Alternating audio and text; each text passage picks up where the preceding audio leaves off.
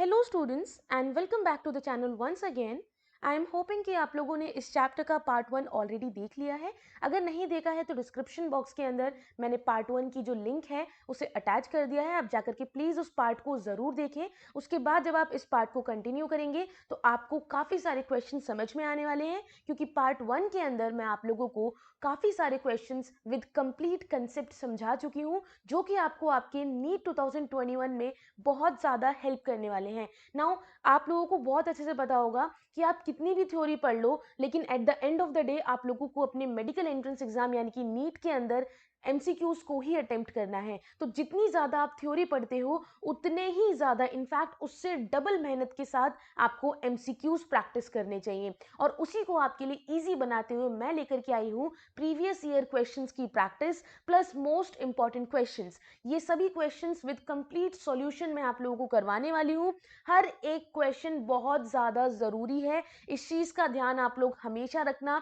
उसी के साथ साथ हर एक जो क्वेश्चन होगा वो टॉपिक वाइज होगा। इससे क्या होगा, आप लोगों को टॉपिक का जो एनालिसिस है वो करने में बहुत ज़्यादा हेल्प मिलेगी कि किस टॉपिक से किस तरह के क्वेश्चंस आते हैं। और एक और बेनिफिट आपको मिलेगा कि क्वेश्चंस किस लेवल के आते हैं ये आपको समझ में आएगा प्रीवियस ईयर क्वेश्चंस को करने से। तो आप लोगों ने अगर अब तक नहीं सब्सक्राइब किया है चैनल को तो प्लीज़ सब्सक्राइब कर लो, क्योंकि इस तरीके से पूरी सीरीज मैं यहाँ पर आपके लिए लेकर के आई हूँ, जिसके अंदर chapter wise previous year MCQ, most important MCQ आपको डेली करने को मिलेंगे। जब तक आपका नीट नहीं हो जाता डेली आपको इस तरीके से वीडियो मिलने वाली है। तो प्लीज़ चैनल को सब्सक्राइब करो, बेल आइकन को ज़रूर दबाओ ताकि जब भी कोई वीडियो आए आप लोगों को नोटिफिकेशन सबसे पहले मिले। वीडियो पसंद आती है तो लाइक और शेयर करना ना भूलें। उसी के साथ साथ अगर आप लोग मुझसे 1-to-1 कनेक्ट होना चाहते हैं तो मेरे इंस्टाग्राम हैंडल पर आप मुझे फॉलो कर सकते हैं, जिसका लिंक डिस्क्रिप्शन बॉक्स में ऑलरेडी मैंने दिया हुआ है। अदरवाइज आप यहाँ स्क्रीन पर भी देख सकते हो, मैंने यूजर नेम ऑलरेडी अटैच कर दिया है। तो चलिए अब हम शुरू करते हैं पार्ट सेकंड को। यहाँ पर पार्ट सेकंड शुरू होता है 21st क्वेश्चन से। आप लोगों के मन में डाउट होगा कि शुरू के 20 क्वेश्चंस कहाँ हैं, तो वो है पार्ट 1 में, उसको जाकर के जरूर देखना। देन यहाँ से कंटिन्यू करते हैं। सो बैसिलस thuringiensis यानी कि BT strains have been used for designing novel of biofertilizers, biometallurgical techniques, biomineralization processes और bioinsecticidal plants। I am hoping कि आप लोगों को अपना आंसर अब तक पता चल गया होगा, because I have given you more than enough time. इसी टाइप से क्वेश्चन आपको इसी स्पीड से करने हैं। जो स्टेटमेंट वाले क्वेश्चन होंगे उसमें आप लोग अपना टाइम पूरा लेना, ठीक है, स्टेटमेंट को अच्छे से पढ़ना। लेकिन ये जो वन वर्ड वाले क्वेश्चंस होते हैं ना, इनमें आपको अपना टाइम बचाना है। आप कह रहे हो मैम आपने इतना सारा टाइम लगा दिया इस क्वेश्चन में, तो नहीं, मैं आपको सिर्फ एक इंस्ट्रक्शन दे रही हूं कि आप लोगों को किस तरह से अपने टाइम को बचाना है, किस क्वेश्चन में ज्यादा टाइम देना है, किस क्वेश्चन में कम टाइम देना है। So the correct option here will be option number D, bio insecticidal plants. Correct. जो बीटी कॉटन है यानी कि एक ये ट्रांसजेनिक क्रॉप है, एक जेनेटिकली मॉडिफाइड क्रॉप है जिसको इंडिया में इंट्रोड्यूस किया गया था। और ये जो बीटी कॉटन वैरायटी है इसके अंदर फॉरेन जीन भी होते हैं जो आपको किससे मिलते हैं, बैसिलस thuringiensis से। ओके, चलो। One of the most important reasons why wild plants should thrive is that they are good sources of। भाई वाइल्ड प्लांट्स को क्यों बचाना चाहिए, वो किस चीज का गुड सोर्स है? Option number A, highly nutritive animal feed. Option number B, unsaturated edible oil. Option number C, genes for resistance to disease and pest. Option number D, very rare and highly sought after fruits of medical importance। And the correct option here will be option number C, that the genes for resistance to disease and the pest। It is very important to know that wild varieties जो हमारे plants की होती हैं उनके पास वो genes present होते हैं जो कि disease और pests के लिए resistance एक तरीके से proof होते हैं, right? तो इसीलिए इनका use किया जाता है। नेक्स्ट क्वेश्चन जो है हमारा वो हमारे नेक्स्ट टॉपिक से होगा। अगर आपने प्रीवियस वीडियो को फॉलो किया है तो आपको पता होगा कि हम टॉपिक वाइज क्वेश्चंस आपको करवा रहे हैं। तो अब तक जो हम क्वेश्चंस कर रहे थे वो हमारे बेस थे कि हमने बायोटेक्नोलॉजी को किस तरह से एग्रीकल्चर फील्ड के अंदर यूज किया है, कैसे इस टेक्निक को काफी ज्यादा यूज में लाया है। ओके, अब हमारा सेकंड टॉपिक आ जाता है जिसके ऊपर आपके अगले क्वेश्चंस बेस्ड होंगे, that is biotechnological application in medicine industry. अब तक एग्रीकल्चर के ऊपर क्वेश्चंस थे, now it is on medicine. Are you guys ready? हर एक क्वेश्चन का आंसर आपको नीचे कमेंट सेक्शन में कमेंट करना होगा, that is very much important. चलो हम आ जाते हैं 23rd क्वेश्चन पे, यानी कि हमारा आज की वीडियो का third question.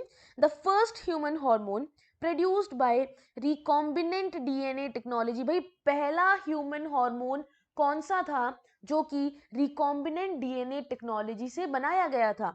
Option number A insulin, option number B oestrogen, option number C thyroxine, option number D progesterone. And the correct option here will be option number A, insulin. This is very much important to know. ये question आप कह सकते हो, ये question आने के पूरे chances हैं, सिर्फ लैंग्वेज चेंज की जाती है। क्वेश्चन पेपर में आपके हर एक कंसेप्ट को कहीं ना कहीं टेस्ट किया जाता है और हर कंसेप्ट को लास्ट ईयर या उससे लास्ट ईयर के क्वेश्चन से ट्रिकी बनाया जाता है। क्यों? ताकि क्वेश्चन वही रहे, सिर्फ उसकी लैंग्वेज चेंज कर दी जाए। ओके कि एक क्वेश्चन को कितने तरह से हम पूछ सकते हैं, ये चीज हमें एनालाइज करनी होगी हमारे प्रैक्टिस पेपर्स से। सो इंसुलिन जो था वो पहला मेमेलियन हॉर्मोन्स था जिनको बनाया गया था बैक्टीरिया के अंदर by the recombinant DNA technology. और जो आपका ह्यूमन इंसुलिन हो गया, ह्यूमन ग्रोथ हार्मोन हो गया, they are the very earliest examples of this. Okay यानी कि सबसे पहले इन्हीं को बनाया गया था। नेक्स्ट क्वेश्चन पे आते हैं। Which one of the following vectors is used to replace the defective gene in gene therapy? अब देखो इनमें से किसको एज अ वेक्टर यूज किया जाता है किसी भी डिफेक्टिव जीन को रिप्लेस करने के लिए? किस प्रोसेस में? जीन थेरेपी की प्रोसेस में। Option number A Ti plasmid, option number B adeno virus, option number C cosmid, option number D Ri plasmid. And the correct option here will be option number B, that is adenovirus. This is very much important कि adenovirus एक non enveloped, it is a non enveloped, उसी के साथ साथ कैसा है ये, किस टाइप का डीएनए होता है? आर डीएनए होता है इसके अंदर। एक सेकेंड, नहीं रुको, डबल स्टैंडर्ड, ठीक है, double standard DNA, it has double standard DNA. Clear? और ये हमें किस टाइप की डिजीज कॉज करता है? किसी को आइडिया है? कोई बात नहीं है, यहां पर गलतियां करोगे, यहां पर नहीं पता होगा चलेगा, लेकिन मेन एग्जामिनेशन में ये चीज नहीं करनी है। जो आपको मैं चीजें सिखा रही हूं उन चीजों को, उन एक्सप्लेनेशन को बड़े ध्यान से सुनना है, तभी आप लोगों का कहीं ना कहीं बेनिफिट होगा। अदरवाइज मैं भी ये चीज कर सकती हूँ कि इसका आंसर बी है और फिर आगे बढ़ गई, इसका आंसर सी है और फिर आगे बढ़ गई, लेकिन मेरे लिए सबसे ज्यादा इंपॉर्टेंट क्या है कि क्वेश्चन का आंसर सही ये क्यों है, ये आपको समझ में आए। तो यहां पर एडिनो वायरस से कौन सी डिजीज होती है? इट कॉजेज रेस्पिरेटरी डिसऑर्डर, ठीक है, इट कॉजेज रेस्पिरेटरी डिसऑर्डर्स। चलो next question. The first clinical gene therapy was given for treating. सबसे पहली जीन थेरेपी किसको ट्रीट करने के लिए दी गई थी? Chicken pox, diabetes mellitus, rheumatoid arthritis, adenosine D aminase deficiency. ये तो भाई बहुत फेमस केस है, ये केस बहुत ज्यादा फेमस है कि सभी को पता होगा इसके बारे में, एनसीईआरटी में डायरेक्टली ये लाइन मेंशन्ड है। ओके तो आंसर क्या होगा इसका फिर? बिल्कुल सही, option number D, adenosine D aminase deficiency. Gene therapy को यूज किया जाता है ताकि हम कुछ ऐसे जीन्स को ट्रीट कर सकें या प्रिवेंट कर सकें जिनमें डिजीज हो सकती है, राइट, जो डिफेक्टिव है उन्हें हटाया जा सके, रिमूव किया जा सके। तो यहां पर एक 4 ईयर, ये आप लोगों को याद होगा, this is a story, story in the sense real story है, आप लोगों के लिए इंफॉर्मेशन है, यहां से क्वेश्चन बनता है। एक 4 ईयर ओल्ड गर्ल चाइल्ड थी, ठीक है, जिसको क्या किया गया था? पहली जीन थेरेपी की पेशेंट बनी थी वो। क्लियर? आई मेरी बात समझ में? तो वो किस लिए बनी थी? एडिनोसिन डी अमाइनेज डेफिशिएंसी थी उसको, ठीक है, ओके। और ये किस वजह से होती है? एडिनोसिन डी अमाइनेज डेफिशिएंसी किस वजह से होती है ये जानना भी बहुत ज्यादा जरूरी है। This is due to the lack of a enzyme, this is due to the lack of a enzyme. Which enzyme? Which enzyme? नाम बता रहा है इसका, बिल्कुल सही, adenosine deaminase, this enzyme. Okay, continuous addition of sugar in fed batch fermentation is done to। अगर हम continuously add कर रहे हैं शुगर को फेड बैच फर्मेंटेशन के अंदर, तो ये किस लिए किया जाता है? Option number A to produce methane, option number B to obtain antibiotics, option number C to purify the enzyme, या option number D to degrade the sewage? Exactly, option number C to purify the enzyme. ठीक है, बहुत सही। ये चीज आप लोगों को हमेशा याद रखनी है कि जब हम फेड बैच के अंदर, देखो ये एक बायोटेक्नोलॉजिकल बैच प्रोसेस है, जब इसके अंदर हम लोग डायरेक्टली लिमिटिंग न्यूट्रिएंट सब्सट्रेट जो है उसको डाल रहे हैं, यानी कि कॉन्टिन्यूसली ऐड तो कर रहे हैं बट टू एक्सटेंट लिमिट, तो उस टाइम पर हम किस लिए करते हैं इसको? To purify the enzyme. Okay, consider the following statement about biomedical technologies. Option number A, sorry, statement number A, during open heart surgery, blood is circulated in the heart-lung machine. Statement number second, blockage in coronary arteries is removed by angiography. Statement number 3, computerized axial tomography यानी कि CAT shows detailed internal structure as seen in a section of body. And statement number 4, X-ray provides clear and detailed image of organs like prostate glands and lungs. आप लोगों को बताना है इनमें से कितनी स्टेटमेंट यहाँ पर सही है, मतलब कौन सी दो स्टेटमेंट है जो कि यहाँ पर सही है with respective to the biomedical technologies. हाँ जी बच्चों, आई गेस आप लोगों को इसका आंसर जरूर पता लग गया होगा अब तक तो, है ना? तो सही ऑप्शन है फर्स्ट एंड थर्ड। व्हाई? देखो, जब ओपन हार्ट सर्जरी होती है ब्लड की, it is circulated in the heart lung machine. ठीक है, और जो सेकंड है, जो सीएटी है आपकी कंप्यूटराइज्ड एक्सियल टोमोग्राफी, ये आपकी बॉडी के इंटरनल स्ट्रक्चर को बहुत डिटेल में शो कर सकता है। तो फर्स्ट एंड थर्ड आपकी बिल्कुल सही है। क्लियर? चलो आगे बढ़ते हैं। 28th question, ultrasound of how much frequency is beamed into human body for sonography? Sonography के लिए कितनी फ्रीक्वेंसी का अल्ट्रासाउंड एक ह्यूमन बॉडी के अंदर क्या किया जाता है, बीम आउट किया जाता है? बताओ। 15 to 30, 1 to 15, 45 to 70 मेगाहर्ट्ज और 30 to 45? बिल्कुल, ऑप्शन नंबर बी, यानी कि 1 to 15 मेगाहर्ट्ज अल्ट्रासाउंड इमेजिंग की फ्रीक्वेंसी जो है वो 1 to 15 रखी जाती है।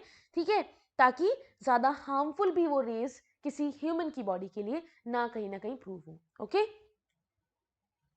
Next question, maximum application of animal cell structure technology today is in the production of।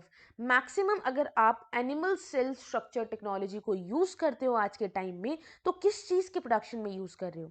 Option number A edible protein, option number B insulin, option number C interferons, option number D vaccine. बिल्कुल, अगर आप लोगों ने इस corona के time पर आप लोगों ने अगर ये 2 साल कंप्लीटली अगर वेस्ट किए हैं तो बहुत गलत बात है। और अगर आप लोगों को क्यूरियोसिटी हुई कि मतलब ये वैक्सीन्स कैसे बन रही हैं, ये इन्फेक्शन फैल कैसे रहा है, ये सब होता है ना बच्चों के अंदर, उनको ये सारी चीजें जाननी होती हैं। आप साइंस के स्टूडेंट हो, आपको ये चीजें मतलब क्यूरियोसिटी अपने आप आनी चाहिए आपके अंदर कि ओके, ये मैं अपने आसपास अगर देख रहा हूँ, मेरे आसपास ये चीज हो रही है, तो वाई दिस इज हैपनिंग, ये किस तरीके से म्यूटेट कर रहा है वायरस, इसकी वैक्सीन बन रही है तो किन किन चीजों का यूज करके बन रही है, ये सारी चीजें आपको ढूंढनी चाहिए। ओके, तो वही सेम यहाँ पर आंसर है option number D vaccine. Okay, तो सबसे ज्यादा एनिमल सेल स्ट्रक्चर टेक्नोलॉजी का यूज होता है आज के टाइम में वैक्सीन को बनाने के लिए। Okay, what is true about monoclonal antibodies? Monoclonal नाम से समझ में आ रहा है, ठीक है। चलो आगे मैं हिंट और नहीं दूंगी, मैंने हिंट काफी दे दिया आपको। आपको ये बताना है कौन सी स्टेटमेंट ट्रू है। नाउ नीट में ये चीज बहुत इंपॉर्टेंट होती है कि आप ये पढ़ो कि यहाँ पर क्या लिखा गया है। आपका ये पढ़ना बहुत ज्यादा इंपॉर्टेंट है कि यहाँ पर क्या लिखा है, ट्रू लिखा है, फॉल्स लिखा है, इनकरेक्ट लिखा है, करेक्ट लिखा है। ओके, तभी आप लोग ज्यादा गलतियां कर देते हो जब आप इस चीज पे ध्यान नहीं देते हो। तो statement number A, sorry option number A, these antibodies obtained from one parent and for one antigen. Option number B, these antibodies obtained from parent and for two antigen. Option number C, these antibodies obtained from one parent and for many antigen. And option number D, these antibodies obtained from many parents and for many antigens. And the correct option here will be option number A, that these antibodies obtained from one parent for one antigen. तभी तो इनका नाम है monoclonal antibodies. ठीक है, सिर्फ एक type के एंटीजन के लिए बनती है और ये आइडेंटिकल मॉलिक्यूल स्पेसिफिक होती हैं. Clear? Next question. Genetically engineered bacteria have been successfully used in the commercial production of. भाई किसके प्रोडक्शन में इसको यूज किया जाएगा बताओ? Option number A human insulin, option number B testosterone, option number C thyroxine या option number D melatonin. And the correct option here will be option number A human insulin. Human insulin जो है, अब आपको अगर ज्यादा detail में जानना है तो आप इतना जान सकते हो that it has 53 amino acids. इनकी 2 पॉलीपेप्टाइड्स होती हैं, 2p यहाँ पर आप लिख सकते हो. ठीक है, जो कि कनेक्टेड होती हैं किससे? डाइसल्फाइड बॉन्ड से. ठीक है, ये चीज बहुत ज्यादा इंपॉर्टेंट है, आपकी एनसीईआरटी में दी भी गई है, ये आपकी एनसीईआरटी में गिवन है अगर आप लोगों ने ध्यान से देखा होगा तो. ठीक है, चलो आ जाते हैं अब थर्ड टॉपिक पे. आप कह रहे हो मैम सेकंड टॉपिक तो बड़ी जल्दी खत्म हो गया, क्योंकि मेडिसिन वाले से ट्रस्ट मी क्वेश्चंस इतने ही बनते हैं. बस ये हो सकता है कि क्वेश्चन कुछ न्यू बन जाए उस पर्टिकुलर टॉपिक में से, बट लैंग्वेज जो है वो हमेशा क्या की जाती है, ट्रिक वाली लैंग्वेज लेकर के आते हैं, ताकि अगर क्वेश्चन सेम भी हो तो आपको थोड़ा सा दिमाग तो लगाना पड़ेगा उस लैंग्वेज को डिकोड करने में. ठीक है, अदरवाइज कॉन्सेप्ट वही है, क्वेश्चंस वही होते हैं, आपका सिलेबस वही है, सिर्फ चेंज होता है क्वेश्चन को देने का तरीका. सो नेक्स्ट टॉपिक पे आ जाते हैं, transgenic animals and ethical issue. ये सबसे लास्ट पार्ट है हमारे चैप्टर का कि भाई जब ट्रांसजेनिक एनिमल बनाए गए, यानी कि आपके जेनेटिकली मॉडिफाइड एनिमल्स बनाए गए, तो उससे क्या क्या एथिकल इश्यूज आए. ठीक है, चलो. Which body of the government of India regulates GM research and safety of introducing GM in the sense genetically modified? ठीक है, जिसको नहीं पता वो थोड़ा शॉर्ट फॉर्म में लिखा हुआ है. And safety of introducing genetically modified organism for public services. कौन सी पर्टिकुलर गवर्नमेंट की बॉडी इंडिया में, ठीक है, वो रेगुलेट करती है इनकी रिसर्चेस को और इनकी सेफ्टी किस तरीके से रखी जा रही है उसको ध्यान में रखते हैं. पब्लिक सर्विसेज के लिए किस तरीके से, अगर पब्लिक सर्विसेज के लिए ओपन है तो किस तरीके से सेफ्टी रखी जा रही है, इन सब चीजों को रेगुलेट कौन करता है? Option number A Indian council of agricultural research, option number B genetic engineering approval committee, option number C research committee on genetic manipulation या option number D biosafety committee. Exactly नाम से पता चल रहा है, जेनेटिक इंजीनियरिंग अप्रूवल कमिटी. ठीक है, option number B. तो जेनेटिक इंजीनियरिंग अप्रूवल कमेटी जो होती है, ये वो बॉडी होती है गवर्नमेंट ऑफ इंडिया की, जो क्या काम करती है, इसका काम क्या होता है? एग्जैक्टली इसका काम होता है ताकि वो रेगुलेट करे जेनेटिकली मॉडिफाइड रिसर्च को, किस तरीके से सेफ्टी रखी जा रही है इन पर्टिकुलर ऑर्गेनिजम्स की पब्लिक सर्विसेज के लिए हमारी कंट्री में, इन सब चीजों को रेगुलेट करना. Maximum number of existing transgenic animal is of. सबसे ज्यादा मैक्सिमम नंबर में अगर हम देखें तो सबसे ज्यादा एग्जिस्ट करने वाले ट्रांसजेनिक एनिमल्स आपको किस में देखने को मिलते हैं? Option number A fish, option number B mice, option number C cow, option number D pig. And the correct option here will be option number B, that is mice. Okay, पूरे world में maximum number में आपको जो animals हैं transgenic यानी कि genetically modified जो animals हैं देखने को मिलेंगे वो है माइस. आपने देखा होगा जितने भी एक्सपेरिमेंट होते हैं ना, जितने भी एक्सपेरिमेंट होते हैं मोस्टली वो सबसे पहले माइस पर किए जाते हैं. ह्यूमंस पर किसी भी वैक्सीन को या किसी भी मतलब आप कह सकते हो मेडिसिन को ट्राई करने से पहले, ड्रग को ट्राई करने से पहले क्या किया जाता है? एग्जैक्टली सारे एक्सपेरिमेंट माइस पर होते हैं. Read the following 4 statements from A to D about certain mistakes in 2 of them. यानी कि 2 गलत है, आपको बताना है कौन सी 2 स्टेटमेंट्स गलत हैं. Statement number A, the first transgenic buffalo Rosie produced milk which was human alpha lactal albumin enriched. Statement number B, restriction enzymes are used in isolation of DNA from other macromolecules. Statement C, downstream processing is one of the steps of rDNA technology. And statement D, disarmed pathogen vectors are also used in transfer of rDNA into the host. Which are the 2 statements which are having the mistakes? आप लोगों को उन options को select करना है जिनमें आपको वो 2 स्टेटमेंट के नाम दिख जाते हैं जो यहाँ पर गलत हैं। आई एम होपिंग कि मैंने काफ़ी स्लोली रीड किया है और आप लोगों को स्टेटमेंट समझ में आ गई होंगी। तो इसका सही ऑप्शन जो होगा वो होगा option number D, that statement A and statement B are wrong.